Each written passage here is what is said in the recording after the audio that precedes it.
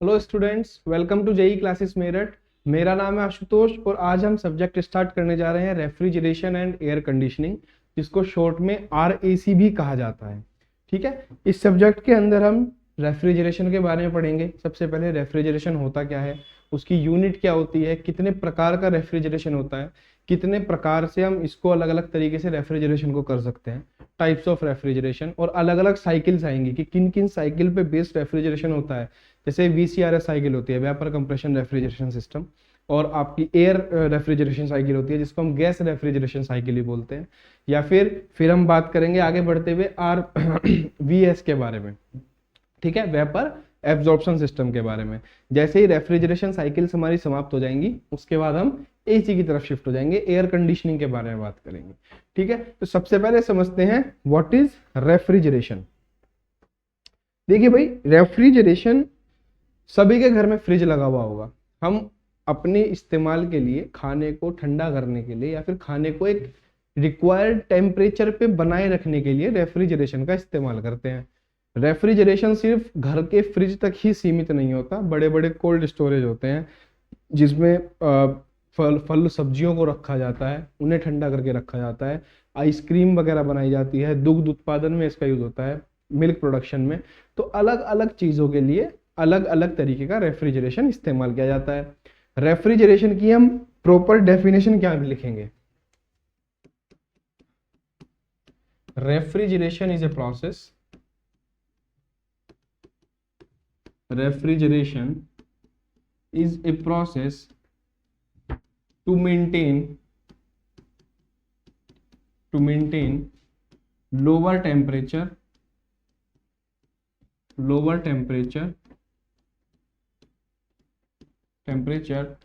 in a space, to maintain lower temperature in a space as compared to the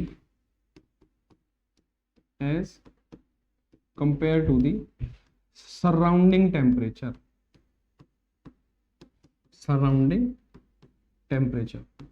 So this is a process by which we maintain the lower temperature as compared to the surrounding temperature. तभी हम बोलेंगे कि refrigeration हो रहा है। अगर fridge के अंदर का तापमान बाहर के तापमान से कम नहीं है तो वो रेफ्रिजरेशन नहीं हो रहा। ठीक है, वो रेफ्रिजरेशन नहीं हो रहा। आपको एक डायग्राम की हेल्प से मैं समझा देता हूं।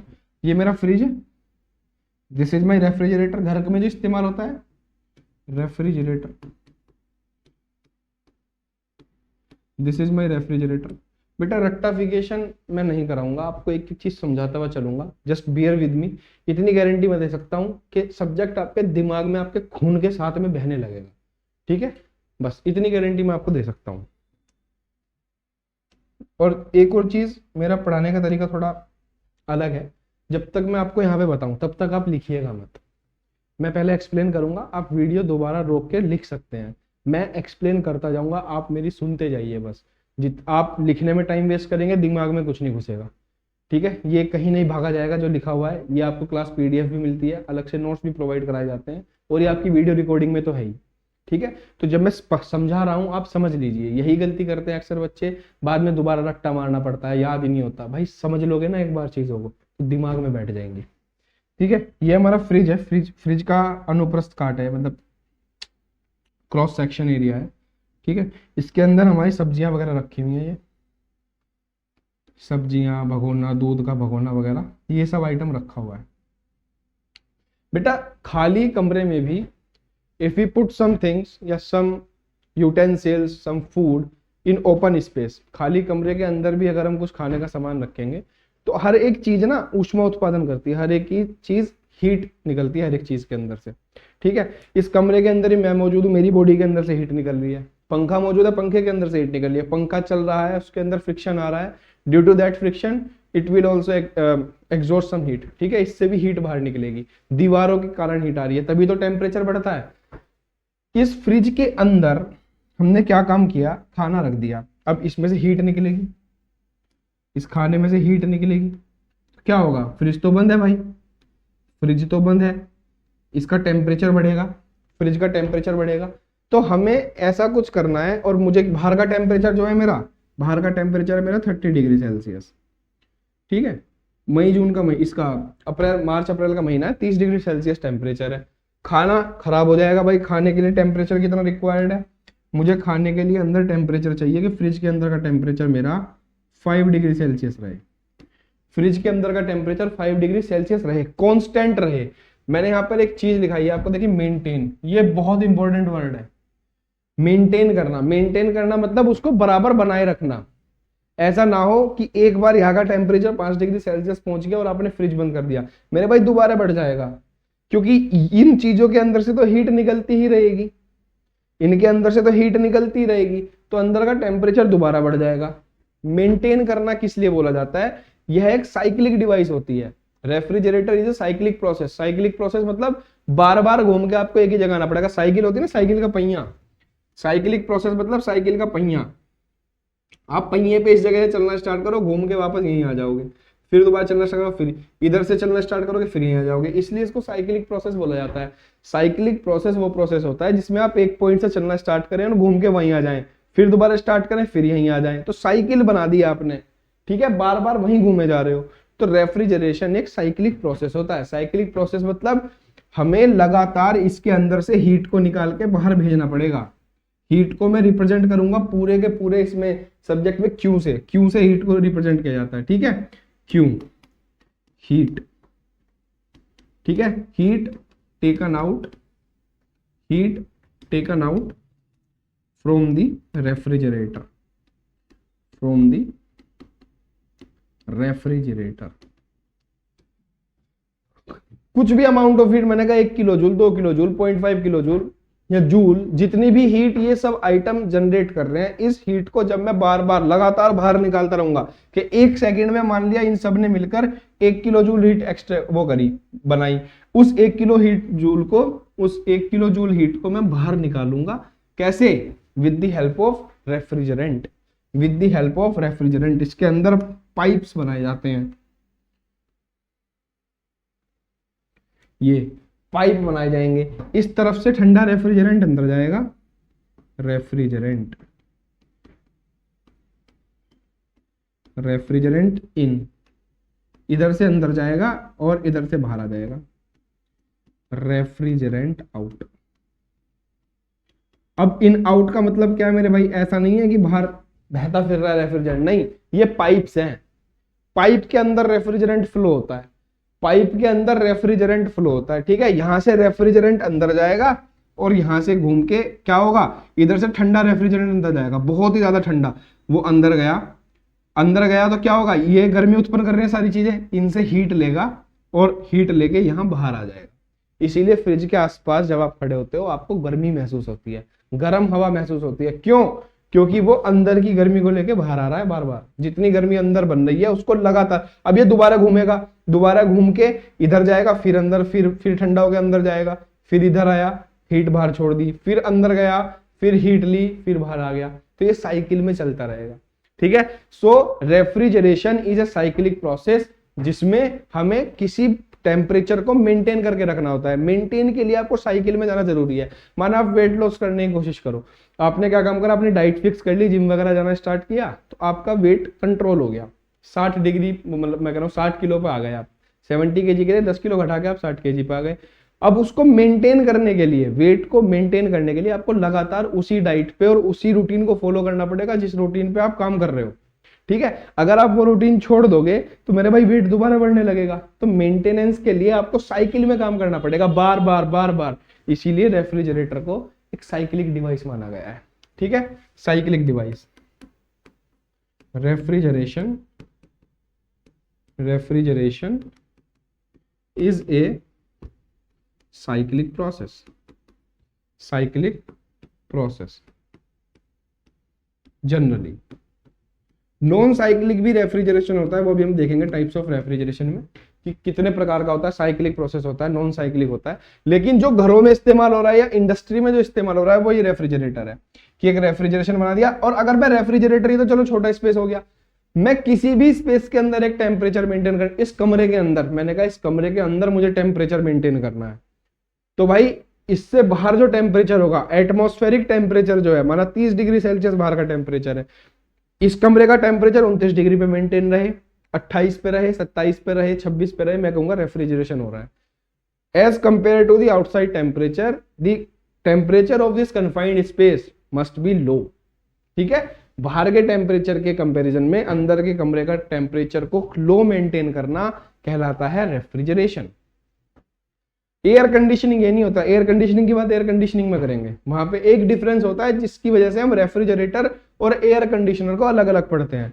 एयर कंडीशनिंग, एयर की कंडीशन बदलना, टेम्परेचर तो आप मेंटेन कर ही रहे हो, वहां पे आप एयर की कंडीशन को भी चेंज करते हैं, ह्यूमिडिटी को कंट्रोल करते हैं। रेफ्रिजरेशन में आप ह्यूमिडिटी कंट्रोल नहीं करते, ह्यूमिडिटी कितनी ही रहे, जितनी ज्यादा ह्यूमिडिटी होगी आपको उतना ही ज्यादा एफर्ट देना पड़ेगा रेफ्रिजरेशन करने के लिए।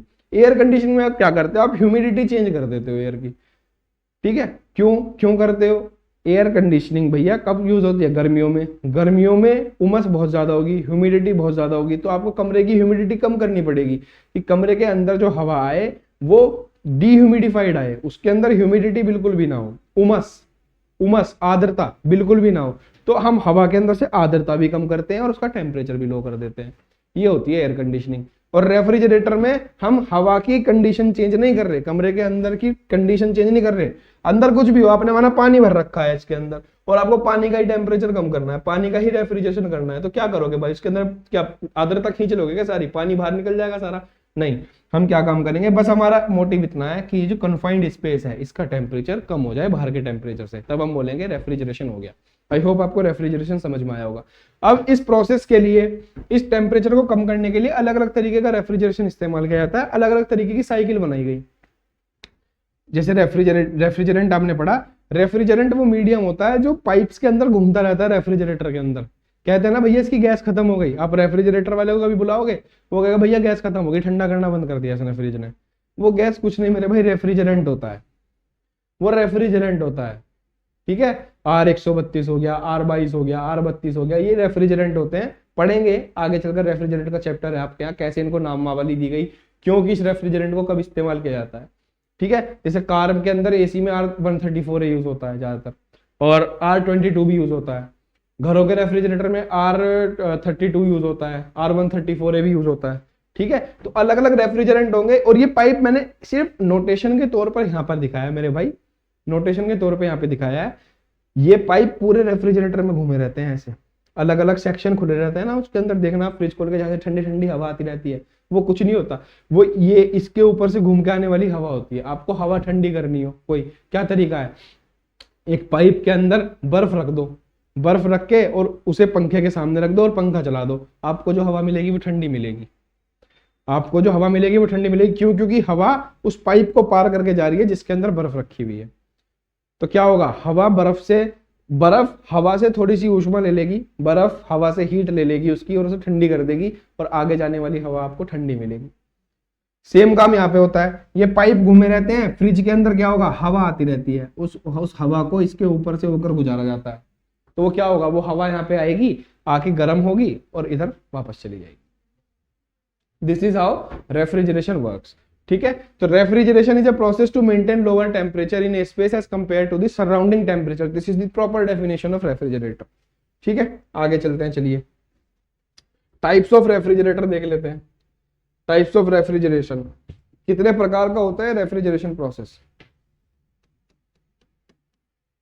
Types of refrigeration system, types of refrigeration system. मेरे भाई जनरली दो प्रकार का रेफ्रिजरेशन सिस्टम हम पढ़ते हैं। There are two types of general refrigeration system. One is cyclic refrigeration system, cyclic refrigeration, cyclic refrigeration system. अच्छा, मैं एक और चीज बता दूं, हम इस पूरे सब्जेक्ट में साइक्लिक रेफ्रिजरेशन नहीं पढ़ेंगे। ठीक है, नॉन साइक्लिक अब बंद हो गए हैं, बहुत ही ज्यादा इफेक्टिव नहीं थे ये। Non cyclic refrigeration system, non cyclic refrigeration system. देखिए, किसी भी सब्जेक्ट को पढ़ाने का तरीका मेरा यही है कि आप बेसिक से आधार बनाते हुए चलो और वर्ड्स के पीछे भागा करो। साइक्लिक रेफ्रिजरेशन सिस्टम, मैंने साइकिल का मतलब आपको बताया, बार बार घूम के एक ही पॉइंट पर आ जाना। तो साइक्लिक प्रोसेस यही वाला होता है जो मैंने आपको बताया ना, ये कि रेफ्रिजरेंट ऐसे घूमता रहेगा और ये वापस इधर आ जाएगा। ठीक है, रेफ्रिजरेंट इस तरीके से साइकिल में घूमता रहेगा। अगर मैं एक पॉइंट से चलूं, पाइप के अंदर गया गया गया, आपको रेफ्रिजरेंट बाहर निकलता हुआ दिखाई देता है क्या फ्रिज में? कभी दिखाई देता है क्या रेफ्रिजरेंट बाहर निकलता हुआ? नहीं देता ना। एसी के अंदर से कभी रेफ्रिजरेंट बाहर निकलता हुआ दिखाई देता है क्या? नहीं, आपको सिर्फ ठंडक महसूस होती है। तो यही होता है साइकिलिक प्रोसेस, कि उसके अंदर कोई चीज साइकिल में घूम रही है, उसके अंदर कोई चीज साइकिल में घूम रही है और हमें ठंडक मिल जा रही है। नॉन साइक्लिक कौन सा होगा? जिसमें साइकिल में ना घुमाना पड़े, जिसमें कोई रेफ्रिजरेंट या जो ठंडा करने वाला मीडियम है उसे साइकिल में ना घुमाना पड़े। मतलब इस कमरे को मुझे ठंडा करना था, मैंने कुछ ठंडा हवा मारी इसके ऊपर या फिर बर्फ रख दी, अभी आगे देखेंगे सिस्टम में, तो क्या होगा, इसके अंदर ठंडक आएगी और फिर वो हवा के अंदर बाहर चली जाएगी। वो ठंडी हवा इससे ऊष्मा लेकर वापस किसी साइकिल में नहीं आई। इधर से हमने ठंडी हवा चलाई, मान लीजिए इसके ऊपर पंखा चला दिया, मैंने पंखा चला दिया। भाई एक बात बताओ, पंखे से जो हवा जा रही है इसको ठंडक कौन प्रदान कर रहा है इस कमरे को? जो हवा आ रही है, the air that is coming out from the fan, वो हवा इसको ठंडा कर रही है पूरे स्पेस को। क्या वो हवा घूम फिर के इससे हीट लेकर क्या घूम फिर के वापस दोबारा इसमें आ रही है? बहुत कम चांसेस है, बहुत कम चांसेस है। क्यों? क्योंकि जो चीज का टेम्परेचर बढ़ जाता है उसकी डेंसिटी हो जाती है कम।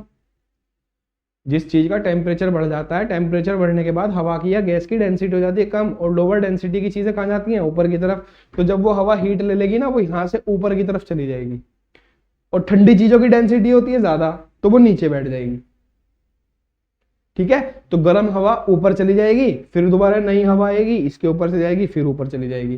तो इस तरीके से ये होता है नॉन साइक्लिक प्रोसेस, जिसमें किसी रेफ्रिजरेंट को साइकिल में ना घुमाया जाए, साइकिल में ना घुमाया जाए। In this type of system,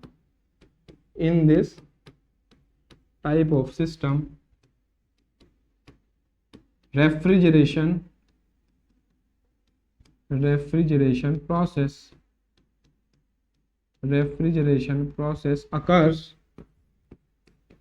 occurs due to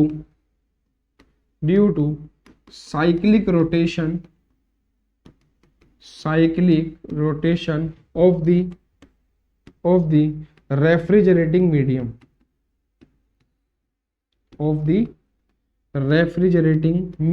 और इसी मीडियम को हम नाम देते हैं रेफ्रिजरेंट। मीडियम मतलब माध्यम, रेफ्रिजरेंट मीडियम मतलब माध्यम, जिसके माध्यम से आपको हवा प्राप्त हो रही है, जिसके माध्यम से आपको ठंडक मिल रही है। ठीक है, वही साइकिल में घूमता रहेगा, साइक्लिक रोटेशन होगी उसकी। नॉन साइक्लिक में क्या होगा? अच्छा, इसके एग्जांपल मेरे भाई VCRS cycle, VCRS, VS cycle, ठीक है, और गैस एयर रेफ्रिजरेशन। मान लीजिए एयर रेफ्रिजरेशन दोनों प्रकार का होता है, ये दोनों याद रखिए, वीसीआरएस और वीएस, डिटेल में पढ़ेंगे आगे चल के। ठीक है, नॉन साइक्लिक रेफ्रिजरेशन सिस्टम में क्या होगा? इन दिस system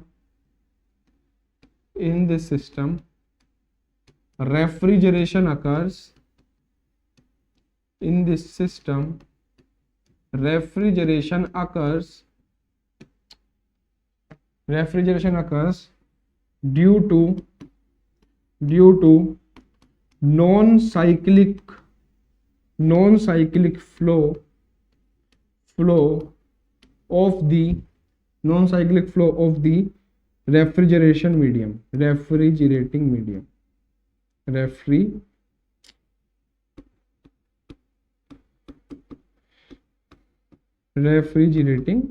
medium ये कुछ भी हो सकता है। ठीक है, जैसे हम बात करेंगे आइस रेफ्रिजरेशन, ठीक है जी, ice refrigeration etcetera. Cyclic medium में बार बार उस स्पेस के अंदर जहां से मुझे हीट बाहर निकालनी है, उस स्पेस के अंदर I am continuously rotating something in the cycle within the pipe within some specified shape, so that I can take out the heat from that confined space. मैं इस space के अंदर से heat लगातार बाहर निकाल सकूं, इसलिए मैं इसके अंदर पाइप के माध्यम से कोई ठंडी चीज घुमा रहा हूं। तो क्या होगा, उस अंदर गर्म चीज रखी हुई है, ठंडी चीज है। Heat always flows from high energy region to low energy region. देखिए आरएसी सब्जेक्ट आपका थर्मोडायनेमिक्स का एप्लीकेशन है। थर्मोडायनेमिक्स आपको समझ में आप पढ़ ली होगी आपने, ठीक है। थर्मोडायनेमिक्स अगर आपको समझ में नहीं आई, आप आरएसी नहीं समझ सकते मेरे भाई। मैं फिर भी बहुत डिटेल में समझाने की कोशिश कर रहा हूं आपको। Heat always flows from high energy region to low energy region. अगर मैं एक हाई टेम्परेचर एक हाई टेम्परेचर पे चीज रखूं, एक लो टेम्परेचर पे रखूं, तो अपने आप ही हीट यहाँ से हाई टेम्परेचर से लो टेम्परेचर की तरफ मूव करना स्टार्ट कर देगी। दिस इज स्पॉन्टेनियस प्रोसेस, ये अपने आप होता है, इसको आप रोक नहीं सकते, ठीक है। और हमें क्या चाहिए, हमें ये चाहिए कि अब हमें क्या करना है कि भाई बाहर का टेम्परेचर तो है ज्यादा, बाहर का टेम्परेचर है 30 डिग्री सेल्सियस, मुझे अंदर मेंटेन करना है 5 डिग्री सेल्सियस। तो ये उल्टा काम करा रहे हो आप उल्टा काम करा रहे हो कि हीट यहां से अंदर तो जानी चाहिए थी अपने आप इसको ऐसे ही छोड़ दोगे ना, तो थोड़ी देर में ये टेम्परेचर अंदर चला जाएगा। रेफ्रिजरेटर का टेम्परेचर भी 30 डिग्री सेल्सियस पे हो जाएगा। हो सकता है 24 घंटे लगे, 2 दिन लगे, 1 दिन लगे, अलग अलग टाइम लग सकता है। It depends on the thickness of the refrigerator के बाहर की थिकनेस कितनी है, इंसुलेशन थिकनेस कितनी है, ठीक है। तो हीट इधर से इधर जानी चाहिए, आप उल्टा काम करा रहे हो। आप कह रहे हो कि नहीं, अंदर से हीट बाहर आए और बार बार आती रहे। तो मेरे भाई लगातार कराने के लिए आपको कुछ बाहर से वर्क देना पड़ेगा, और वो वर्क हम क्या देते हैं, हम देते हैं इलेक्ट्रिसिटी, ठीक है। इलेक्ट्रिकल वर्क देते हैं, हमने इलेक्ट्रिकल वर्क दिया, उसकी हेल्प से इसके अंदर कंप्रेसर चला, कंडेंसर चला, इसके अंदर इवेपोरेटर चला, और तब जाके हमें लगातार हीट मिलनी स्टार्ट हुई, हीट बाहर निकलनी स्टार्ट हुई, हमें रेफ्रिजरेशन मिला, ठीक है। तो ये होता है साइक्लिक प्रोसेस। और नॉन साइक्लिक प्रोसेस में क्या होगा, नॉन साइक्लिक प्रोसेस में हम ये रेफ्रिजरेशन वाला धंधा वगैरह कुछ नहीं करेंगे। अब अंदर कमरा ठंडा करना था, कोई स्पेस ठंडा करना था, भैया मैंने क्या काम करा, एक भगोने के अंदर बर्फ रखी और बर्फ को इसके अंदर रख दिया। वो भी तो कुछ ठंडा करेगी, करेगी या नहीं करेगी।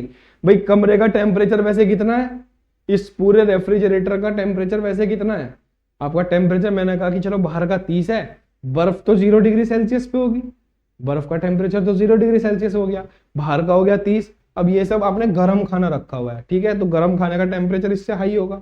मैंने कहा इनका temperature 50 degree Celsius, 50 degree Celsius. और मैंने क्या बताया, heat always flows from high energy region to low energy region. तो क्या होगा, इसके अंदर से जो हीट निकली है उसको कौन घेरना स्टार्ट कर देगा, मेरे भाई बर्फ, बर्फ लेना स्टार्ट कर देगी। क्योंकि दो चीजें रखी हैं आपने, खाना रखा है हाई टेम्परेचर पे, बर्फ रखी है लो टेम्परेचर पे। तो क्या होगा, हीट यहां से मूव होकर बर्फ की तरफ जाना स्टार्ट कर देगी, बर्फ उस ऊष्मा को लेती रहेगी, अवशोषित करती रहेगी, और धीरे धीरे पानी में कन्वर्ट होती रहेगी, बर्फ पानी में कन्वर्ट होना स्टार्ट कर देगी। लेकिन वो कुछ देर के लिए इसका टेम्परेचर मेंटेन करके रखेगी, कुछ देर के लिए पूरे उसका टेम्परेचर मेंटेन करके रख देगी। ये होता है नॉन साइक्लिक प्रोसेस। इसके अंदर क्या हमने कोई रेफ्रिजरेंट घुमाया, क्या नहीं घुमाया, कोई झंझट पाला कि इलेक्ट्रिसिटी लगाओ वगैरह कुछ भी करो, नहीं। तो इसमें क्या होता है नॉन साइक्लिक प्रोसेस में कि आप कोई एक मीडियम ऐसा इस्तेमाल कर लेते हैं जिसको आप दोबारा प्रयोग नहीं ला सकते, जिसको आप दोबारा प्रयोग में नहीं लेकर आ सकते। आपने बर्फ रखी, आपको बार बार बर्फ बदलनी पड़ेगी, उस बर्फ को आप, उस पानी को दोबारा इस्तेमाल नहीं कर सकते कूलिंग के लिए। जो बर्फ पानी बन चुका है उसको दोबारा कूलिंग के लिए इस्तेमाल नहीं कर पाएंगे आप, क्योंकि उसका टेम्परेचर भी थोड़ी देर में कितना ही हो जाएगा, इतना ही हो जाएगा बढ़ने के बाद, ठीक है। तो आप उसे दोबारा इस्तेमाल नहीं कर सकते, सो that is a non cyclic process. और अगर हम रेफ्रिजरेंट को बार बार इस्तेमाल कर रहे हैं, this is known as cyclic process. तो टाइप ऑफ रेफ्रिजरेशन सिस्टम में, टाइप ऑफ रेफ्रिजरेशन सिस्टम में सबसे पहला टाइप हम पढ़ेंगे आइस रेफ्रिजरेशन, आइस रेफ्रिजरेशन।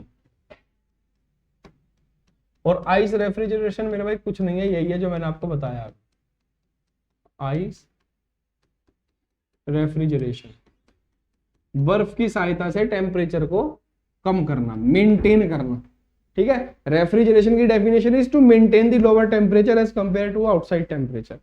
कम करना हम रेफ्रिजरेशन नहीं बोल सकते कि एक बार आपने टेम्परेचर कम कर दिया तो रेफ्रिजरेशन हो गया, नहीं, उसको मेंटेन करके रखेंगे तब हम बोलेंगे रेफ्रिजरेशन हो रहा है। तो आइस रेफ्रिजरेशन में क्या होता है, एक डायग्राम बना देता हूं मैं आपको। माना ये मेरा कमरा है, या ये मेरा एक स्पेस है, एक कंटेनर है जिसके अंदर मुझे टेम्परेचर कम करना था, जिसके अंदर मुझे टेम्परेचर कम करना था, ठीक है। इसके अंदर मैं अलग अलग सेक्शंस बनाऊंगा,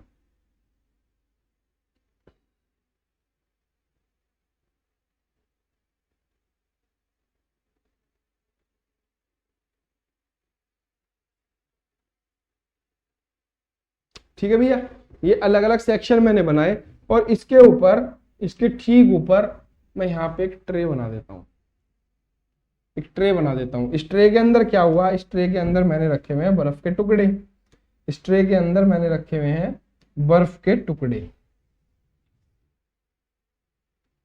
ये मेरे बर्फ के टुकड़े। आइस रेफ्रिजरेशन कुछ नहीं है, आइस की मदद से कमरे को ठंडा करना या फिर किसी एक स्पेस को ठंडा करना। ये बर्फ के टुकड़े रखे हुए हैं और इसके अंदर रखा हुआ है खाना, इस स्पेस के अंदर रखा हुआ है खाना या जो भी सामान हमें ठंडा करना है वो रखा हुआ है इन ट्रे के ऊपर। These are trays.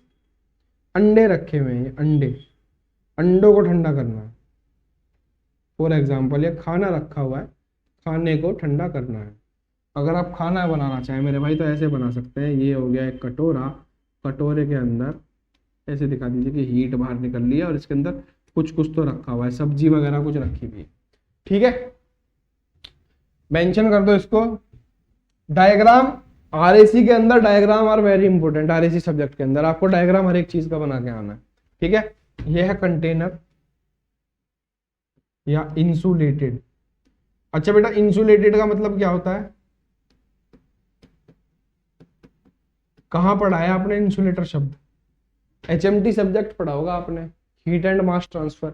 उसके अंदर आपको बताया गया होगा कंडक्शन, कन्वेक्शन और रेडिएशन, तीन चीज बताई गई होंगी। कंडक्शन के अंदर एक टॉपिक आया होगा किसी तार के ऊपर इंसुलेशन का, वायर के ऊपर इंसुलेशन चढ़ाने का। जो आपके घरों में वायर, इलेक्ट्रिसिटी वायर जो इस्तेमाल होते हैं, इन वायर्स के ऊपर जो आपको कवर दिखाई देता है that is not normal cover, वो इंसुलेशन होती है, इंसुलेशन की परत होती है।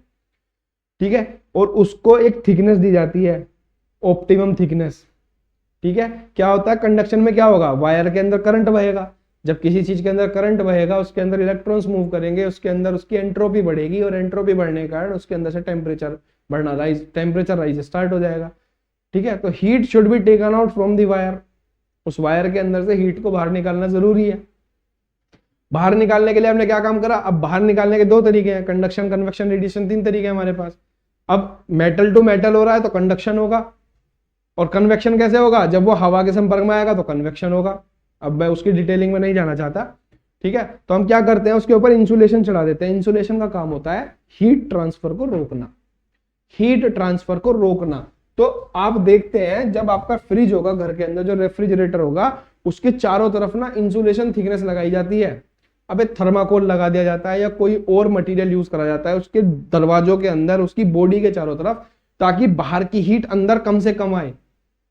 अंदर की हीट को तो आप पाइपों के माध्यम से बाहर निकाल ही रहे हो, जो रेफ्रिजरेटर के अंदर की हीट है उसको तो पाइप के माध्यम से बाहर निकाल ही रहे हो। चारों तरफ इंसुलेशन कर दो, क्यों कर दो, जिससे बाहर की हीट, जो बाहर का टेम्परेचर है वो अंदर ना जाए रेफ्रिजरेटर में कुछ हद तक रुक जाए। तो इसीलिए इंसुलेटेड कंटेनर मैंने लिखा। ठीक है, इंसुलेटेड कंटेनर, ये क्या है, ये है ट्रे। ट्रे, ट्रे में जो बनी होती है रेफ्रिजरेटर के अंदर ऐसे निकालने वाली, ये क्रॉस सेक्शन है रेफ्रिजरेटर का। क्रॉस सेक्शन का मतलब होता है मेरे सामने फ्रिज रखा हुआ है और उसको मैंने ऐसे काट दिया। ठीक है, इस तरीके से, ऐसे ऐसे नहीं काटा बीच में से, ऐसे सामने आपके फ्रिज रखा हुआ है और उसको बीच में से आप ऐसे काट दिया, तब आपको ऐसा दिखाई देगा कुछ। This is cross section. ठीक है भाई, और ये रखा हुआ है मेरा food, food, food item. These are, yellow colour से जो है, these are ice cubes, ice cubes. अब देखिए क्या होगा, क्या होगा, we need to maintain a temperature of this container at a low temperature as compare to the surrounding. मैंने कहा बाहर का जो सराउंडिंग टेम्परेचर है that is 30 degree Celsius. Outside surrounding temperature is at 30 degree Celsius and we want to maintain the inside temperature of this container at 10 degree Celsius. At 10 degree Celsius. As we know, we are doing this work against the natural process. The natural process is the heat always flows from high temperature region to low temperature region, or high energy region to low energy region. But we want it to happen in a way that we need to extract out the heat from inside of this container to the outside atmosphere. हम चाहते हैं कि इस container के अंदर का जो temperature है वो कम हो जाए और बाहर की तरफ चला जाए, तो हमें कुछ वर्क देना पड़ेगा। अगर हम वर्क नहीं देना चाहते तो हमें कोई एनर्जी खर्च करानी पड़ेगी। अगर आपने कोई ऐसी साइकिल बना दी जिसे आप बिना कुछ काम कराए, बिना कुछ काम दिए, अपनी तरफ से कोई मेहनत करे बिना आप नेचुरल प्रोसेस के अगेंस्ट चले गए, तो मेरे भाई आपने पूरा सिस्टम बदल दिया, मजे आ गए, आपको नोबेल प्राइज मिलेगा। Perpetual motion machine first kind, perpetual motion machine second kind और perpetual motion machine of third kind आपने थर्मोडायनेमिक्स में पढ़ी हुई है। अगर आप कोई ऐसा प्रोसेस बना देते हो, कोई ऐसी साइकिल बना देते हो जिसको बाहर से आप कुछ काम नहीं दे रहे, there is no work given to that system, हम कोई सिस्टम को काम नहीं दे रहे और वो अपने आप हाई लो टेम्परेचर रीजन से हाई टेम्परेचर रीजन की तरफ हीट एक्सट्रैक्ट कर रहा है, तो मेरे भाई धन्य हैं आप। ठीक है, आपने क्लोसियस स्टेटमेंट फेल कर दिया। क्लोसियस स्टेटमेंट और केल्विन प्लांक स्टेटमेंट आपको पढ़ाए जाते हैं कहां? थर्मोडायनेमिक्स में। चलिए, तो आइस रेफ्रिजरेशन में क्या होगा? यहाँ पे ठंडी चीज रखी हुई है, अंदर गर्म चीज रखी हुई है और ये है इंसुलेटेड थिकनेस, और यहां से क्या होगा? ये ठंडी चीज है, ठंडी भाई आइस ठंडी है, अंदर जो खाना रखा है वो गर्म है, हवा इस तरफ से फ्लो करना स्टार्ट करेगी, हम हवा का फ्लो देंगे, इधर से हवा फ्लो करना स्टार्ट करेगी और ये गैप होता है खुला हुआ, ये खुली हुई जगह है, जाली लगी हुई है, यहाँ पे यहाँ जाली लगी हुई है, तो क्या होगा? जो हवा इस आइस के संपर्क में आएगी वो ठंडी होगी, हवा आइस के संपर्क में आएगी तो कन्वेक्शन प्रोसेस के थ्रू वो ठंडी हो जाएगी।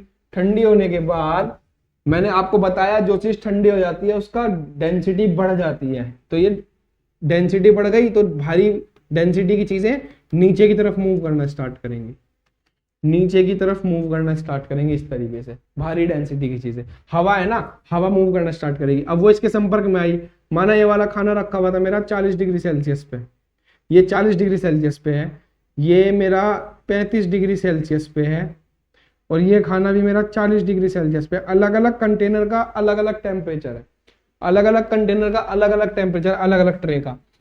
हवा नीचे की तरफ आ रही है, सबसे पहले इसके संपर्क में आएगी, इसके संपर्क में आते ही क्या होगा? कन्वेक्शन प्रोसेस से इसकी हीट, भाई हवा कितने टेम्परेचर पे है? आइस है 0 डिग्री सेल्सियस पे, आइस है 0 डिग्री सेल्सियस पे, हवा इसके संपर्क में आई, हम एज्यूम कर रहे हैं कि सारी की सारी हीट इसने हवा को दे दी, तो हवा कुछ 5 डिग्री सेल्सियस के आसपास पे आ गई होगी। हम एज्यूम कर रहे हैं कि हवा कुछ 5 डिग्री सेल्सियस के आसपास पे आ गई होगी। पहले कितने पे थी? 30 डिग्री सेल्सियस पे हवा थी, वो इसके संपर्क में आई बर्फ के, तो बर्फ के पास आती ठंडी हो गई होगी। ठंडी होने के बाद उसकी डेंसिटी बढ़ गई, वो नीचे की तरफ मूव करना स्टार्ट कर दिया। नीचे उसको मिला ये वाला खाना, ये वाला खाना हवा को, हवा कितने पे है? 5 डिग्री पे, खाना कितने पे है? 40 डिग्री पे, तो खाने से हीट हवा में ट्रांसफर होनी स्टार्ट हो जाएगी, खाने से हीट हवा में ट्रांसफर होनी स्टार्ट हो जाएगी। क्या होगा? ये पूरा का पूरा सेक्शन ठंडा हो जाएगा। फिर ऊपर से तो हवा आए जा रही है, ठंडी हवा आती जा रही है, तो वो क्या होगा? वो पूरे इसमें रेफ्रिजरेटर में इस तरीके से फैलती चली जाएगी, पूरे रेफ्रिजरेटर में इस तरीके से फैलती चली जाएगी और पूरे के पूरे खाने को ठंडा कर देगी, पूरे के पूरे खाने को ठंडा कर देगी। This is ice refrigeration process. क्या इसमें इस हवा को दोबारा इस्तेमाल में लाया जा रहा है क्या मेरे भाई? जो ये हवा ऊपर से आ रही है, क्या इसी हवा को बार बार घुमाए जा रहे हैं हम? नहीं, तो ये एक नॉन साइक्लिक प्रोसेस है। This is a non cyclic refrigeration, non cyclic refrigeration system. ठीक है, नॉन साइक्लिक रेफ्रिजरेशन सिस्टम। अब जो मैंने आपको बताया उसको लिखना भी आना चाहिए, लिखिए, सुंदर से लफ्जों में लिखिए। In this process, yeah, in this system, ice is used to maintain the lower temperature,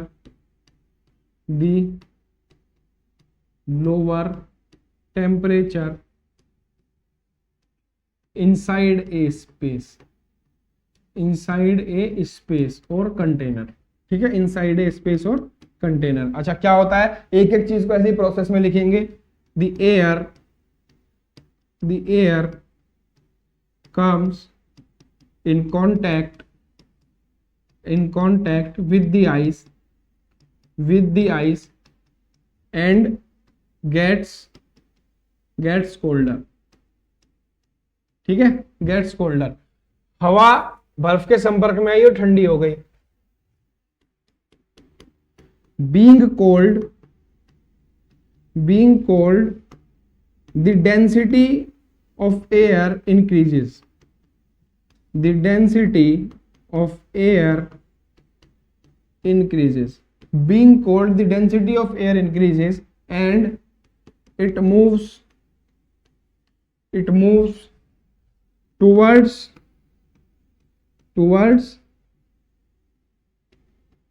downward direction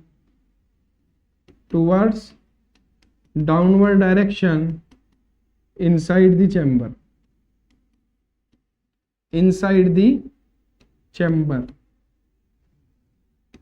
हवा हाई डेंसिटी पे होने के बाद नीचे की तरफ मूव होना स्टार्ट कर देती है। अच्छा, it comes in contact with the items placed inside the refrigerator, inside the space, या फिर inside the space, and heat transfer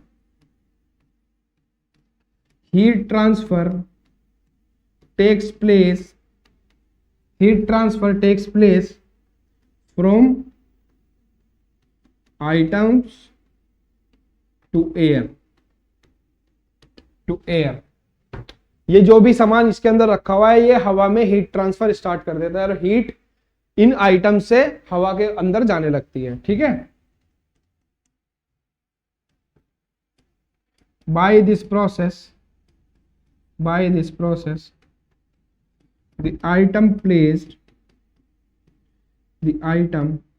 या फिर पहले ये लिखिए क्या होगा, जब वो हवा इनसे हीट ले लेगी तो हवा का टेम्परेचर बढ़ेगा। भाई इनका टेम्परेचर गिर रहा है, इसका मतलब है हवा का टेम्परेचर बढ़ रहा है। अबे जीरोथ लॉ ऑफ थर्मोडायनेमिक्स याद करो। Zeroth law of thermodynamics says that if body A is in thermal equilibrium with body B and body B is in thermal equilibrium with body C, then we can say that body A is in thermal equilibrium with body C. बहुत सारे mechanical engineer से बेटा मैंने ऐसे देखे हैं, वो बस गाली देते रहेंगे कि हमने सब्जेक्ट पढ़े हैं ये तो कहीं काम ही नहीं आए। मेरे भाई बिना थर्मोडायनेमिक्स के एप्लीकेशन के, बिना थर्मोडायनेमिक का यूज करे आप हीट को एक जगह से दूसरी जगह लेके नहीं जा सकते। एक एक सब्जेक्ट इंटरकनेक्टेड है आपका, एक एक सब्जेक्ट, बस आपके पढ़ने का तरीका गंदा है, आप पढ़ते नहीं हो ठीक से। थर्मोडायनेमिक्स का पूरा इस्तेमाल है रेफ्रिजरेशन में, रेफ्रिजरेशन प्रोसेस पूरा बनाई थर्मोडायनेमिक्स से। आप एक सब्जेक्ट पढ़ते हैं हीट एंड मास ट्रांसफर, वो पूरा थर्मोडायनेमिक्स से है। ठीक है, आप एक सब्जेक्ट पढ़ते हैं पावर प्लांट, जिसके अंदर आप अलग अलग साइकिल पढ़ते हैं, ब्रेटन साइकिल, रैंकाइन साइकिल, वो पूरा आपका थर्मोडायनेमिक्स के ऊपर चलता है। थर्मोडायनेमिक्स की एप्लीकेशन है ये। अगर एक चीज का टेम्परेचर गिर रहा है इसका मतलब किसी दूसरी चीज का टेम्परेचर बढ़ रहा होगा। Because energy neither be created nor be destroyed, it can only be transferred from one energy region to low energy region to another energy region. एक शेप से दूसरी शेप में आप बदल सकते हो, एक प्रकार की एनर्जी को दूसरे प्रकार की एनर्जी में कन्वर्ट कर सकते हो, एनर्जी को खत्म नहीं करा जा सकता। यही तो कहता है आपका फर्स्ट लॉ ऑफ थर्मोडायनेमिक्स। और क्या कहता है? तो आप जब एक चीज का टेम्परेचर गिरा रहे हो तो वो टेम्परेचर कहां जा रहा है? ऐसा थोड़ी गायब हो गया, नहीं, आप किसी दूसरी चीज का टेम्परेचर बढ़ा रहे हो। तो भाई क्या होगा, खाने का टेम्परेचर गिर रहा है तो हवा का टेम्परेचर बढ़ेगा। अब जब टेम्परेचर बढ़ेगा तो हवा की डेंसिटी क्या होगी? कम हो जाएगी। मैंने कहा जब कोई चीज ठंडी होती है तो उसकी डेंसिटी बढ़ जाती है, जब कोई चीज गर्म होती है तो उसकी डेंसिटी कम हो जाती है। जब कोई चीज गर्म होती है तो उसकी डेंसिटी कम हो जाती है। तो क्या होगा, जैसे ही वो गर्म होने लगेगी हवा वापस ऊपर की तरफ जाने लगेगी, और ऊपर इधर से होती हुई बाहर निकल जाएगी। तो इस तरीके से इसकी हीट को लगातार बाहर निकाला जाता है। ये हवा का करंट बन जाता है, करंट कहते हैं इसको। करंट मतलब लहर जैसे समुद्र में आते हैं ना, कहते हैं ना वाटर करंट आ रहा है। The heat is absorbed by air and it gets warmer मतलब हवा गर्म हो जाती है। ठीक है, बीइंग वार्मर, गर्म होने के कारण, being warmer the air starts moving, ये मूव करना स्टार्ट कर देती है अपवर्ड डायरेक्शन में, in upward direction, in upward direction, it starts moving in upward direction. ठीक है, एंड अगेन क्या होगा, ऊपर जाएगी, यहां पे जाके फिर ठंडी हो जाएगी। ये हीट किसको दे देगी, ये हीट किसको दे देगी, बर्फ को। हीट यहां से एब्जॉर्ब करी और ऊपर ले जाके बर्फ को दे दी, हीट यहां से एब्जॉर्ब करी और ऊपर ले जाके बर्फ को दे दी। ये चलता रहेगा, ठीक है, यही चलता रहेगा और आपका खाना ठंडा होता रहेगा। और थोड़ी देर में क्या होगा, ये बर्फ भी पिघलनी स्टार्ट हो जाएगी, तो आपको यहाँ पे और आइस क्यूब्स लाके रखनी पड़ेंगी। तो ये होता है हमारा आइस रेफ्रिजरेशन सिस्टम या आइस रेफ्रिजरेशन। ठीक है मेरे भाई, चलिए सेकंड टाइप जो हमारा होगा, second type that is evaporative cooling. Evaporative cooling, evaporative cooling, evaporative cooling जो गांव के बच्चे होंगे वो ज्यादा बढ़िया जानते होंगे। घड़ा, घड़ा जो होता है, घड़े में इवेपोरेटिव कूलिंग होती है। इवेपोरेशन, इवेपोरेशन क्या प्रोसेस होता है, इवेपोरेशन प्रोसेस होता है कि पानी का अपने आप वेपर की फॉर्म में कन्वर्ट होकर हवा में घुलते रहना, पानी का कन्वर्ट होकर वेपर फॉर्म में घुलते रहना। अच्छा देखिए, मैं बात कर रहा हूं पानी, वाटर, और फिर मैं बात कर रहा हूं वेपर, वेपर। ठीक है, पानी मतलब वाटर, वेपर मतलब गैस जो इसकी ऊष्मा बनती है लिक्विड स्टेट में, उसका सॉरी गैसियस स्टेट में। पानी कैसी स्टेट है, लिक्विड, लिक्विड। और वेपर कैसी स्टेट है मेरे भाई, गैस, गैस स्टेट है। ठीक है, और पानी को ही अगर मैं सॉलिड फॉर्म में देखना चाहूं तो सॉलिड फॉर्म में कैसा होगा, आइस, बर्फ, ये तीन स्टेट है पानी की। ज्यादातर हम पानी को ही डील करते हैं क्योंकि पानी को हम आइडियल गैस आइडियल लिक्विड माना जाता है। हमारा फ्लूइड मैकेनिक्स में आपने पढ़ा होगा, सॉलिड, लिक्विड, गैस। जब भी आपने थर्मोडायनेमिक्स में एक चीज पढ़ी होगी, इसीलिए मैं पहले कोशिश करता हूँ कि मैं थर्मोडायनेमिक्स पढ़ा दूं जिससे आरएसी आपको समझ में आने लगे। बेटा थर्मोडायनेमिक्स आपने अच्छे से पढ़ ली ना, आपका आरएसी अच्छा हो गया, आपका पावर प्लांट अच्छा हो गया, एचएमटी अच्छा हो गया, रट्टे मारने की जरूरत ही नहीं है। देखिए, जब भी कोई चीज सॉलिड से लिक्विड, तीन फेज है ना हमारे पास, सॉलिड, लिक्विड, गैस, किसी एक सब्सटेंस की तीन फेजेस होती हैं।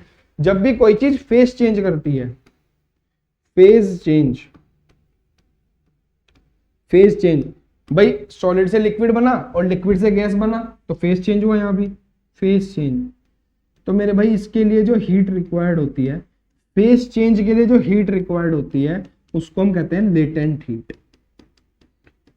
लेटेंट हीट आपने थर्मोडायनेमिक्स में पढ़ा होगा ये चीज। जब भी किसी चीज की, whenever we are changing the phase of a substance either from solid to liquid or liquid to gas or solid to gas, whatever type of phase change we are doing, the amount of heat required for a substance to change its phase is known as latent heat. आपको कुछ ऊष्मा देनी पड़ेगी उसको, तभी उसका face change होगा। ठीक है, और अगर नॉर्मल टेम्परेचर पे बिना फेस चेंज किए, बिना फेस चेंज किए, मैंने कहा पानी था, वाटर ही था, पहले पानी मेरा 30 डिग्री सेल्सियस पे था, 30 डिग्री सेल्सियस पे था, और अब भी पानी ही है, मैंने पानी को ही ठंडा कर दिया, मैंने पानी को ले आया 10 डिग्री सेल्सियस पे। तो विदाउट फेस चेंज जो टेम्परेचर डिफरेंस की वजह से जो हीट ट्रांसफर होता है, that is known as sensible heat. Sensible heat, whenever we require to change the phase of a substance, the amount of heat required is latent heat. Whenever we are changing the temperature of a substance without changing its phase, phase change नहीं कर रहे हैं, अगर पानी है तो पानी ही है, बस उसका टेम्परेचर गिर गया, तो इस तरीके की हीट को हम कहते हैं मेरे भाई sensible heat. This thing is taught to you in thermodynamics subject, thermodynamics में आपको पढ़ाई जाती है। चलिए अब आप मुझे एक चीज बताइए, रेफ्रिजरेशन के अंदर हम क्या फेस चेंज, हम क्या सिर्फ सेंसिबल हीट की बात कर रहे हैं या हम लेटेंट हीट की बात कर रहे हैं? हम दोनों हीट की बात कर रहे हैं। जो फ्रीजर वाला सेक्शन है, जो फ्रीजर वाला सेक्शन है, उसमें लेटेंट हीट की जरूरत पड़ेगी। लेटेंट हीट की जरूरत पड़ेगी। लेटेंट हीट की जरूरत मतलब आप पानी से बर्फ बना रहे हो ना मेरे भाई, पानी से बर्फ बना रहे हो तो लिक्विड से सॉलिड फॉर्म में जा रहे हो, तो आपको ज्यादा हीट एक्सट्रैक्ट करनी पड़ेगी, उसके अंदर से ज्यादा हीट एक्सट्रैक्ट करनी पड़ेगी। भाई सॉलिड से लिक्विड बनाना या लिक्विड से सॉलिड बनाना दो तरीके हैं। देखिए, या तो आप सॉलिड से आइस क्यूब से, जब भी आप आइस क्यूब से जब भी आप पानी बनाओगे, जब भी आप लिक्विड बनाओगे तो आपको हीट देनी पड़ेगी, क्यू इन हीट देनी पड़ेगी। ठीक है, सॉलिड से लिक्विड बनाने के लिए हीट देनी पड़ेगी आपको, इसको बॉडी को हीट गर्म करोगे आप, इसको आप गर्म करोगे जब भी तो पानी बनेगा।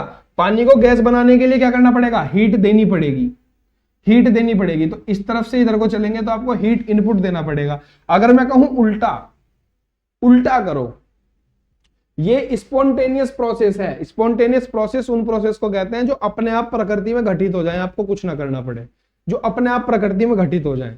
ठीक है, ये स्पॉन्टेनियस प्रोसेस है कि सॉलिड से लिक्विड बन जाएगा, लिक्विड से गैस बन जाएगा। अच्छा, आप कह रहे हो उल्टा करूंगा मैं, तो मुझे गैस से पहले लिक्विड बनाना है और लिक्विड से सॉलिड बनाना है। पानी की वेपर्स घूम रही हैं इधर उधर, मैं चाहता हूं कि इनको मैं पानी बना दूं। कैसे करते हैं, कंडेंसेशन प्रोसेस। कंडेंसेशन प्रोसेस होता है ना, कंडेंसर लगाते हैं, कंडेंसेशन प्रोसेस होता है कि पानी को बूंद बूंद करके इकट्ठा कर लिया जाए, कंडेंस हो जाए पानी, जितना भी हवा के अंदर पानी घुल रहा है ये कंडेंस हो जाए। आपको हीट बाहर निकालनी पड़ेगी। वेपर का मतलब है हाई टेम्परेचर रीजन। जब इधर को बढ़ते जाओगे ना, आइस का टेम्परेचर कम होगा, पानी का टेम्परेचर ज्यादा होगा, वेपर का टेम्परेचर और ज्यादा होगा। तो इस तरफ टेम्परेचर बढ़ता हुआ जा रहा है, इधर हाईएस्ट टेम्परेचर है। वेपर कब होगा, पानी कब वेपर फॉर्म में कन्वर्ट होगा, जब वो 100 डिग्री सेल्सियस पे होगा। नॉर्मल टेम्परेचर प्रेशर पे 100 डिग्री सेल्सियस पे पानी उबलता है, तब उसकी वेपर्स बनती हैं, तब उसकी भाप बनती है। अब मैं कह रहा हूं भाप को ना दोबारा मैं पानी बना दूं, भाई भाप है 100 डिग्री सेल्सियस के ऊपर, पानी आपका बनेगा नॉर्मल टेम्परेचर पे आके। नॉर्मल टेम्परेचर जो आपका एटमोस्फेयर का होगा, माना 30 डिग्री सेल्सियस है, तो 100 से आप जब 30 पे लेके आने की कोशिश करोगे तो आपको इसके अंदर से हीट निकालनी पड़ेगी ना। आप क्या कर रहे हो, टेम्परेचर कम कर रहे हो। टेम्परेचर कम करने के लिए क्या होगा, heat would be taken out from the system. हम इससे हीट बाहर निकालेंगे धीरे धीरे, कुछ भी तरीका हो। हमने इसको उठा के मैंने फ्रिज में रख दिया, भाप को मैंने किसी तरह कंटेनर के अंदर बंद कर दिया फ्रिज के, क्या होगा, थोड़ी देर में आपको पानी मिल जाएगा वहां पे, उससे हीट बाहर आने लगेगी। जैसे जैसे हीट बाहर आने लगेगी, इसके मॉलिक्यूल्स पास पास आने लगेंगे, मॉलिक्यूल्स पास पास आने लगेंगे, तो थोड़ी देर में पानी बना देंगे। अब मैंने कहा पानी से मुझे सॉलिड बनाना है, आइस बनानी है। पानी कितने पे बना, 30 डिग्री सेल्सियस पे। सॉलिड कितने पे बनेगा, 0 डिग्री सेल्सियस पे। भाई 0 पे बनती है ना बर्फ, तो क्या होगा, आपको और हीट बाहर लेनी पड़ेगी, इससे और ज्यादा हीट बाहर लेनी पड़ेगी। तो आप हीट निकालते रहोगे, आपको आइस मिल जाएगी। ये चीज बताने का एक कारण था। अब आपको इवेपोरेटिव प्रोसेस समझ में आएगा। तो हम सेंसिबल हीट की बात कर रहे हैं रेफ्रिजरेटर में, और लेटेंट हीट की बात कर रहे हैं। अच्छा, मैं एक और चीज बता दूं, लेटेंट हीट बहुत अच्छी ठंडक प्रदान करती है। ठीक है, लेटेंट हीट ज्यादा होगी, सेंसिबल हीट तो होगी इतनी कि जितना टेम्परेचर डिफरेंस होगा, जितना ज्यादा टेम्परेचर डिफरेंस आप क्रिएट कर दोगे उतनी ही ज्यादा सेंसिबल हीट बढ़ती चली जाएगी। लेकिन लेटेंट हीट बहुत ज्यादा चाहिए होती है। किसी चीज का फेस चेंज कराने के लिए आपको बहुत ज्यादा हीट या तो उसे देनी पड़ेगी या हीट उससे लेनी पड़ेगी, और हम इसी चीज का फायदा उठाते हैं VCRS साइकिल में। जो हमारा रेफ्रिजरेंट होता है ना, रेफ्रिजरेंट जिसको हम गैस बताते हैं, रेफ्रिजरेटर वाले गैस बताते हैं कि भैया गैस खत्म हो गई, वो सिर्फ गैस फॉर्म में नहीं घूमता उसके अंदर, पाइप के अंदर, फ्रिज के अंदर, वो फेस चेंज करता रहता है। वो कभी लिक्विड हो जाएगा, कभी गैस हो जाएगा, कभी दोनों का मिक्सचर हो जाएगा। तो क्या होगा, उसका फेस चेंज होगा। तो जब वो फेस चेंज करेगा ना अपनी मेरे भाई, फेस चेंज करने के लिए उसे बहुत ज्यादा ऊष्मा की जरूरत पड़ेगी। वो ऊष्मा कहां से लेता है, वो हीट कहां से लेगा, वो हीट लेता है खाने से। जो अंदर फ्रिज के अंदर खाना रखा हुआ है ना, उसकी हीट को सारी को एब्जॉर्ब कर लेगा और अपनी फेस चेंज कर देगा। लिक्विड से सॉलिड बन जाएगा, गैस से लिक्विड बन जाएगा, गैस से लिक्विड बन जाएगा, लिक्विड से गैस बन जाएगा। लिक्विड फॉर्म में भाई आप इमेजिन करो कि कोई गर्म खाना रखा हुआ था, गर्म खाना रखा हुआ था किसी एक बक्से के अंदर, और उस बक्से का, या फिर आप ऐसा मानिए एक बॉक्स है मेरे पास, लोहे का बॉक्स है जिसका टेम्परेचर बहुत ज्यादा है, जिसका टेम्परेचर बहुत ही ज्यादा है। ठीक है, मैंने कहा 700 डिग्री सेल्सियस कास्टिंग हमने करी है। कास्टिंग करने के बाद 900 1000 डिग्री सेल्सियस का हमारे पास बक्सा बन के आया एक कास्ट आयरन का। अब मैंने क्या काम किया, उस बक्से को उठाया और पानी के अंदर ऐसे डुबो दिया। भाई भाप निकलती हुई दिखेगी आपको, भाप निकलती हुई दिखेगी, क्या होगा, वो बक्सा हो जाएगा ठंडा, पानी में डूबते हुए बक्सा हो गया ठंडा। अगर एक मैकेनिकल इंजीनियरिंग की लैंग्वेज में बात करूं, मैकेनिकल इंजीनियर की लैंग्वेज में बात करूं, तो हमें इस कुछ चीज को कैसे समझना चाहिए कि बक्से का टेम्परेचर लो हुआ, बक्से की जो हीट थी, पानी था 30 डिग्री सेल्सियस पे, कमरे के तापमान पे था पानी, ठीक है, और बक्सा था 900 डिग्री सेल्सियस पे, 900 डिग्री सेल्सियस पे बक्सा था, 30 डिग्री सेल्सियस पे पानी था। भाई मेरे ये सेंसिबल हीट ट्रांसफर होनी स्टार्ट हुई, बक्से से हीट निकल के पानी के अंदर जानी स्टार्ट हुई, पानी का तापमान बढ़ना शुरू हुआ। जो पानी के पार्टिकल्स बक्से की सतह से जुड़े हुए थे, जो बक्से की सरफेस से जुड़े हुए थे, उनका टेम्परेचर इतना ज्यादा बढ़ गया, कि वो अपनी लेटेंट हीट पा गए, रिक्वायर्ड लेटेंट हीट मिल गई उन्हें, और वो वेपर फेज में कन्वर्ट हो गए। जब भी आपको भाप निकलती हुई दिखेंगी, अगर आप किसी तरीके से उस चीज को कंट्रोल कर सको कि आसपास के पानी के पार्टिकल्स जो बक्से की सतह से चिपके हुए हैं, उनका टेम्परेचर भी बहुत ज्यादा ना जाए, लेटेंट हीट तक ना पहुंचे, तो आप उनको भाप बनने से रोक सकते हो। लेटेंट हीट जब तक मिलेगी तभी आप भाप बना सकते हो, वरना आप फेस चेंज नहीं कर सकते, ठीक है। जब भी फेस चेंज होगी हमें लेटेंट हीट की जरूरत पड़ेगी, जब भी टेम्परेचर डिफरेंस होगा तब हमें सेंसिबल हीट की जरूरत पड़ेगी। हम कहेंगे कि सेंसिबल हीटिंग चल रही है, सेंसिबल हीट ट्रांसफर चल रहा है और लेटेंट हीट ट्रांसफर चल रहा है, ठीक है। तो जो फ्रिज के अंदर सामान रखा होता है वो इसीलिए बर्फ नहीं बन पाता, क्योंकि वहां से इतनी ज्यादा हीट एक्सट्रैक्ट करी ही नहीं जाती कि वो लेटेंट हीट में कन्वर्ट हो सके, आपको मतलब कि आप उसकी फेस चेंज हो सके किसी चीज की, ठीक है। और फ्रीजर के अंदर जो सामान रखा होता है वहां से लेटेंट हीट निकाली जाती है, इसलिए उसके अंदर आप कुछ भी सामान रखोगे वो उसकी फेस चेंज करा देगा, चलिए अब पढ़ते हैं इवेपोरेटिव कूलिंग के बारे में। What is evaporative cooling? बेटा इवेपोरेशन प्रोसेस होता है वाटर का वेपर फॉर्म में बदलना। तो कैसी हीट होगी? लेटेंट हीट होगी। फेस चेंज हो रहा है ना वाटर का, उसमें बदलना, और इवेपोरेशन लगातार चलता रहता है। नदी की सतह पे जो पानी बह रहा है, सूरज की गर्मी आई, ऊपर जो सतह का पानी होगा वो धीरे धीरे इवेपोरेट होता रहेगा, ऊपर जाके बादल बनता रहेगा। फिर बाद में एक टाइम ऐसा आएगा कि सैचुरेशन हो जाएगा बादल का, पानी जितना होल्ड कर सकता है उतना ही कर पाएगा वो, अब वो धीरे धीरे प्रेसिपिटेट कर देगा, बूंद बन के नीचे आ जाएगा। तो ये साइकिल चलती रहती है, बारिश मतलब प्रेसिपिटेशन। तो इवेपोरेटिव कूलिंग होती है घड़े के अंदर। ये हमारा घड़ा हो गया। जिस आदमी को पता है, गांव के बच्चों को पता होगा ज्यादातर, जिन्होंने घड़ा बनता देखा, बेटा इसके अंदर ना छेद होते हैं छोटे छोटे, जो आपको आंखों से दिखाई नहीं देंगे। छोटे छोटे छेद होते हैं क्योंकि मिट्टी का बनाया जाता है, चिकनी मिट्टी का, ठीक है, चिकनी मिट्टी काली मिट्टी का बनाया जाता है घड़ा। क्या होगा, इसके अंदर छेद होंगे। तो आप जब इसके अंदर पानी भरोगे ना, अब इसके अंदर आपने भर दिया पानी,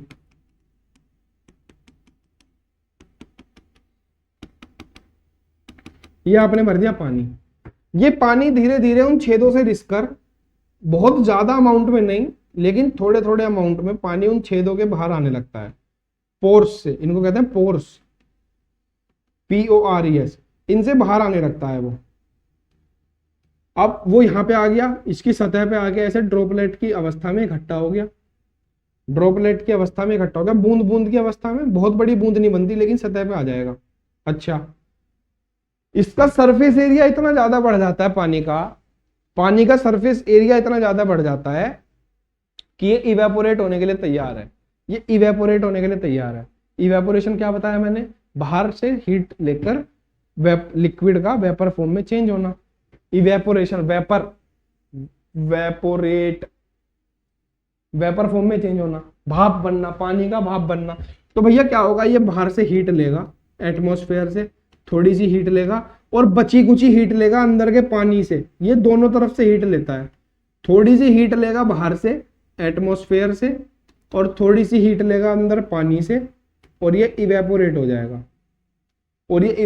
जाएगा। मैंने कहा इनिशियली पानी का टेम्परेचर जो जो अंदर भरा था आपने, वो 30 डिग्री सेल्सियस पे था। एटमॉस्फेरिक टेम्परेचर भी 30 डिग्री सेल्सियस पे है। लेकिन अब क्या हो रहा है, जो पानी इन पोर्स से निकल के बाहर आ रहा है वो हीट ले रहा है, थोड़ी सी एटमॉस्फेयर से और थोड़ी सी पानी से। तो अंदर से हीट लेगा तो अंदर का टेम्परेचर कम होना स्टार्ट हो जाएगा, अंदर जो पानी है उसका टेम्परेचर कम होना स्टार्ट हो जाएगा और आपको धीरे धीरे पानी ठंडा होने लगेगा। बार बार ये होता रहेगा, फिर ये इवेपोरेट हो गया पानी, फिर जो ये वाला पानी है अंदर इसकी सतह से जुड़ा हुआ ये धीरे धीरे बाहर निकलना स्टार्ट हो जाएगा। बहुत माइनर सा, और इस छोटी छोटी अमाउंट के ड्रॉपलेट्स बाहर निकलने से ही, इनके इवेपोरेट होने से ही हमें अंदर का टेम्परेचर कम मिलने लगता है। इसी को कहते हैं इवेपोरेटिव कूलिंग, इवेपोरेटिव कूलिंग। ठीक है। बी, फेस चेंज ऑफ या face changing process of water into the vapor by consuming heat from the surrounding atmosphere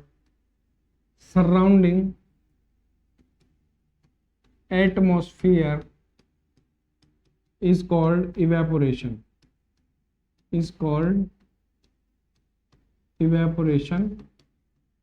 process, evaporation process। ठीक है।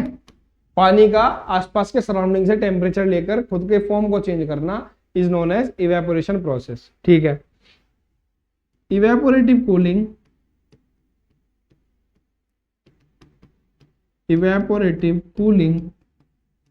can be explained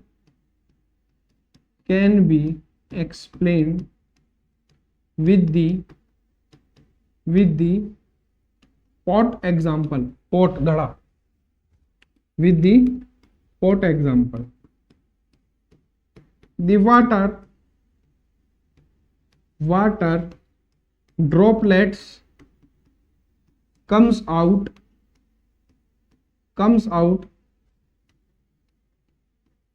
from the pot, ऐसे लिखे, comes out through the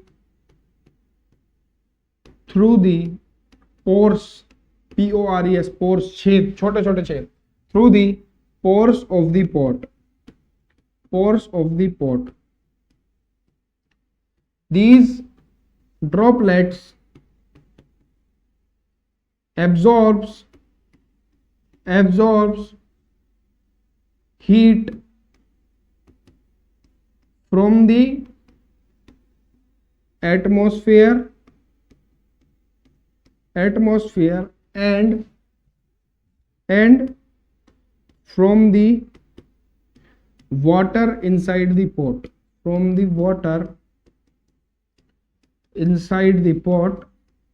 to change its phase, and evaporates। जो पानी छेदों से बाहर आ रहा है वो थोड़ी सी हीट एटमॉस्फेयर से लेता है, थोड़ी सी हीट पानी से लेता है और इवेपोरेट हो जाता है। ठीक है। And evaporates.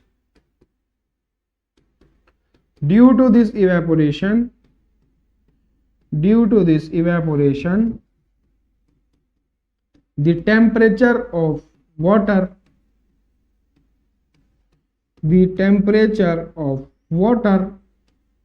inside the pot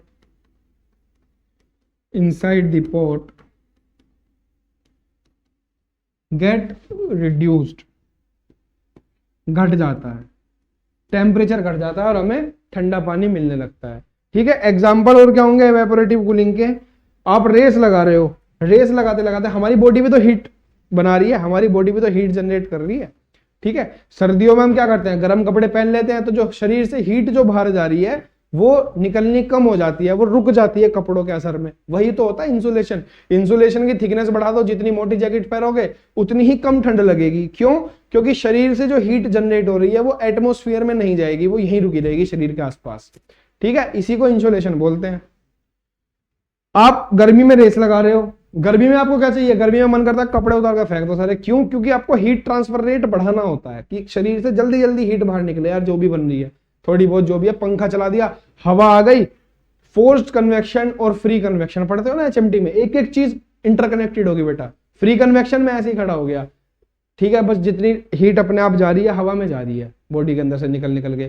force convection क्या होगा, मैंने मुंह पे चला दिया पंखा, तो क्या होगा, हवा तेजी से आएगी, हवा वेलोसिटी के साथ आएगी और हीट को जल्दी जल्दी ऐसे ले जाके जाएगी बॉडी के अंदर से, तो मुझे अच्छा महसूस होगा। यही होता है फोर्स कन्वेक्शन। चलिए वापस आते हैं कि हम रेस लगा रहे हैं, गर्मी में रेस लगा रहे हैं, भैया इतनी हीट जनरेट होगी ना, इतनी हीट जनरेट होगी कि आप जल्दी जल्दी चल रेस लगा रहे हो, फोर्स कन्वेक्शन हो रहा है आपका, आप भागे जा रहे हो, हवा चल रही है, हवा आपके बॉडी से हीट लेके जा रही है। थोड़ी देर में आएगा पसीना, जैसे ही आपको पसीना आना स्टार्ट होगा आपको और ठंड लगने लगेगी, गर्मी नहीं लगेगी। जितना तेज आप भागोगे आपको उतनी ज्यादा हवा लगने लगेगी ठंडी।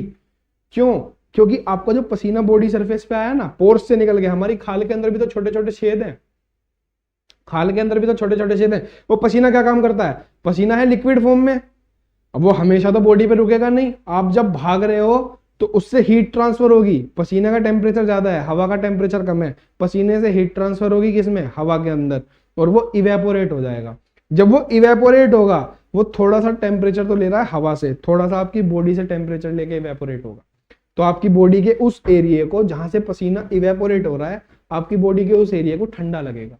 ठीक है, इसी तरीके से पानी ठंडा लगता है हमें जब पोर्ट के अंदर से पानी निकल रहा है और वो हीट ले रहा है, पानी के अंदर से हीट ले रहा है अपनी फेस चेंज करने के लिए। ठीक है, पानी के अंदर से हीट ली, जितनी भी ली। अच्छा, पोर्ट में क्या हम बर्फ बना सकते हैं क्या? नहीं बना सकते। एक कारण पूछा जाता है कि बताओ इवेपोरेटिव कूलिंग में बर्फ क्यों नहीं बनती? अगर ये बार बार पानी हीट लिए ही जा रहा है तो इसमें बर्फ क्यों नहीं बनेगी मेरे भाई? इसका कारण आता है सैचुरेशन टेम्परेचर से, सैचुरेशन प्रोसेस से। इसके चारों तरफ हवा है, घड़े के चारों तरफ हवा है, वो भी तो हीट, ये पानी जब इवेपोरेट हो रहा है, भाप बन रहा है, तो भाप बनने के बाद घुल किस में रहा है, हवा में, बाहर की हवा में घुल जा रहा है, घुल गया।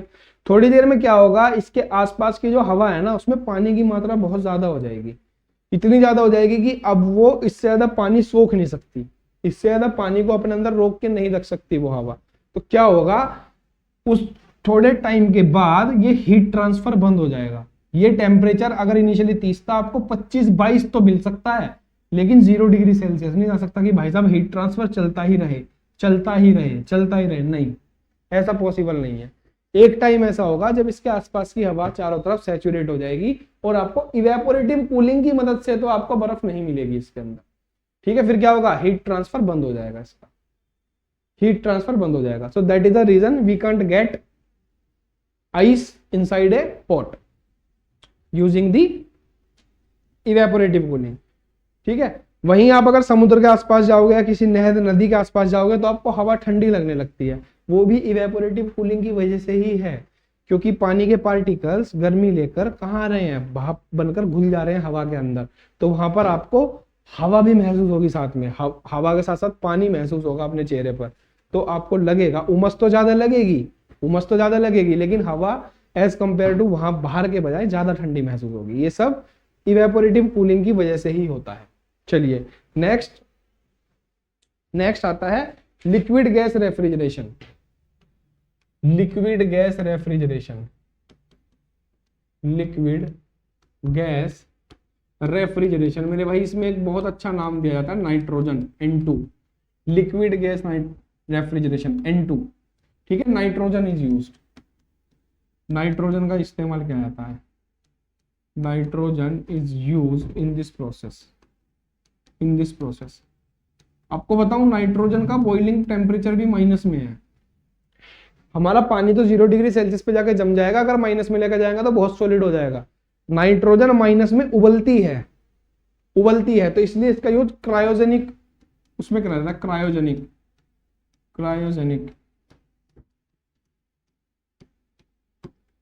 ठीक है, क्रायोजेनिक प्रोसेस में यूज किया जाता है, क्रायोजेनिक प्रोसेस यूज देख लो, क्रायोजेनिक प्रोसेस जो आसमान में होते हैं, -150, -160, -200 डिग्री सेल्सियस तक के अंतरिक्ष के अंदर कूलेंट के तौर पर नाइट्रोजन का इस्तेमाल किया जाता है। और कहां किया जाता है, आइसक्रीम प्लांट्स में इसका यूज किया जाता है, तथा आइसक्रीम ट्रांसपोर्टेशन। भाई आइसक्रीम को एक जगह से दूसरी जगह लेकर भी तो जाना है, आइसक्रीम ट्रांसपोर्टेशन। अगला मेडिकल में इसका बहुत यूज किया जाता है, मेडिकल इक्विपमेंट्स में, जहां पे आपको बहुत ही ज्यादा ठंडा करना हो, हद से ज्यादा ठंडा, भाई नाइट्रोजन इस्तेमाल कर लो, नाइट्रोजन इस्तेमाल कर लो। नाइट्रोजन से अच्छा कूलेंट आपको नहीं मिलेगा, ठीक है। इसका जो बॉइलिंग पॉइंट है ना, बॉइलिंग पॉइंट वो 77 डिग्री सेल्सियस है लगभग, सॉरी 77 केल्विन, 77 केल्विन। 77 केल्विन का मतलब मैं आपको बताऊं, इसमें से 273 घटा दूं तो आपको डिग्री सेल्सियस मिल जाएगा। कितना बना मेरे भाई डिग्री सेल्सियस? ये हो गया आपका 13 में से 7 गए 6 और 16 में से 7 गए 9, 196 डिग्री सेल्सियस। भाई इतने पे तो ये उबलती है, इतने पे आके उबलने लगेगी है, बॉइलिंग पॉइंट है इसका, समझ पा रहे हो? पानी उबलता है 100 डिग्री सेल्सियस पे, तो नॉर्मल फेज में जो हमें नॉर्मल नाइट्रोजन दिखेगी ना, अगर इसको मैं कहूँ कि हमें 0 डिग्री सेल्सियस पे लेकर आना है, हमारे आसपास का टेम्परेचर कितना है 30 डिग्री सेल्सियस, मुझे इसको 30 डिग्री सेल्सियस पे लेके आना है, इसका टेम्परेचर मतलब मुझे बढ़ाना है बहुत ज्यादा बहुत ज्यादा, तो ये हमेशा नॉर्मल टेम्परेचर पे गैसियस फॉर्म में मिलेगी। आप देख लो, टेम्परेचर बढ़ाना है, -196 से 30 तक लेके आओगे तो क्या होगा, यहाँ पे ये उबल जा रही है, गैसियस फॉर्म में है, इसको और ज्यादा आप 30 डिग्री पे लेके आ रहे हो, कितनी गर्म हो जाएगी है, कितनी गर्म गैस हो जाएगी, है ना। तो ये इतनी ज्यादा हीट एब्जॉर्ब कर सकती है। 196 से 30 डिग्री सेल्सियस तक आने में कितनी ज्यादा हीट एब्जॉर्ब कर लेगी है, ठीक है। तो इसलिए इसका नाइट्रोजन का इस्तेमाल किया जाता है क्रायोजेनिक प्रोसेसेस में, कि जितने भी क्रायोजेनिक प्रोसेस हैं, आसमान के अंदर कहीं पे हमें बहुत ज्यादा कूलिंग की आवश्यकता है, वहां पर हम नाइट्रोजन का इस्तेमाल करते हैं। क्या किया जाता है, जो भी बक्सा होगा, एक बक्सा होगा जिसके अंदर यहाँ पे आइसक्रीम रखी हुई है, मान लो यहाँ पे आइसक्रीम रखी हुई है, आइसक्रीम, और इस आइसक्रीम को मुझे ठंडा करना है, तो भाई यहाँ पे ना नाइट्रोजन का सिलेंडर लगा दिया जाता है, N2 सिलेंडर, ठीक है। N2 सिलेंडर लगा दिया, और यहाँ पे होगा वाल्व। वाल्व का क्या काम होगा, नाइट्रोजन की सप्लाई को खोलना और बंद करना, नाइट्रोजन की सप्लाई को खोलना और बंद करना, और इधर एक और सिलेंडर लगा देंगे। जैसे ही वाल्व खुलेगा नाइट्रोजन अंदर आएगी, नाइट्रोजन अंदर आई, आते क्या काम करेगी, इसका टेम्परेचर है बहुत कम, नाइट्रोजन का गैसियस फॉर्म में है, बहुत कम टेम्परेचर है। आइसक्रीम कितने पे होगी, आइसक्रीम में टेम्परेचर मैं मान रहा हूँ, चलो मान लो -10 डिग्री सेल्सियस है, -10 डिग्री सेल्सियस, तो नाइट्रोजन इसके अंदर से हीट एक्सट्रैक्ट करेगी, हीट लेगी इसके अंदर से, और हीट लेके इधर से बाहर आ जाएगी, और इधर आके दोबारा इकट्ठी हो जाएगी, इधर आके दोबारा इकट्ठी हो जाएगी, ठीक है। तो ये होता है हमारा लिक्विड गैस रेफ्रिजरेशन, जिसमें नाइट्रोजन का यूज किया जाता है। इस चीज को आप लिख सकते हैं, cylinder is used, outside that cylinder is throttle valve is given, a valve is given, by opening that valve the nitrogen supply is opened up inside a container in which ice cream is placed, and the heat is absorbed by the nitrogen gas from that ice cream, and then it is taken out from the exit port inside a nitrogen cylinder again, ठीक है। यहां तक हमारा types of refrigeration होता है समाप्त। अब अगली चैप्टर में हम बात करेंगे यूनिट ऑफ रेफ्रिजरेशन के बारे में, हीट पंप और रेफ्रिजरेटर के बीच का डिफरेंस समझेंगे, बहुत ही इंपॉर्टेंट टॉपिक है, आपके पेपर में मैंने देखा है लगभग 3 से 4 नंबर के सवाल हर साल आए हुए हैं हीट पंप और रेफ्रिजरेटर से, ठीक है। हीट पंप और रेफ्रिजरेटर को ध्यान से पढ़ेंगे, उसके बाद हम बात करेंगे गैस रेफ्रिजरेशन सिस्टम या एयरक्राफ्ट के अंदर यूज होने वाले एयर रेफ्रिजरेशन सिस्टम। डिटेल में एक एक चीज को पढ़ते चलेंगे बेटा। ये थोड़ा थ्योरेटिकल पोर्शन था शुरू में, इसको आपको आई होप समझ में आया होगा, मैंने अपनी पूरी कोशिश की आपको समझाने की, ठीक है। आपको मैं एक सजेशन दूंगा, थोड़ा सा ना अपना थर्मोडायनेमिक्स का सब्जेक्ट रिवाइज कर लो। मैं फिर भी आपको जो जो चीजें सामने आती रहेंगी मैं आपको बताता हुआ चलूंगा, लेकिन फिर भी आप लोग रिवाइज कर लो, बहुत हेल्प मिलेगी। मिलते हैं नेक्स्ट लेक्चर में नेक्स्ट टॉपिक के साथ, तब तक आप अपना ध्यान रखिए, पढ़ते रहिए, बाय।